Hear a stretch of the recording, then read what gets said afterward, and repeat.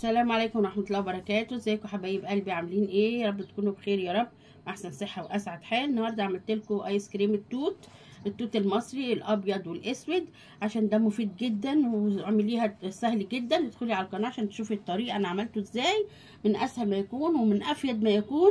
يلا حبايب قلبي شيروا عشان كل يتعلم يعمله ازاي بطريقة سهلة وبسيطة، والشير واللايك والكومنتات الحلوة. شوفوا اشوفكم على خير في وصفة جديدة، في حاجة حلوة جديدة. الاشتراك في القناة حبايب قلبي والمشاهدة كاملة فضلا ليس امرا. شكرا ليكم، مع الف سلامة.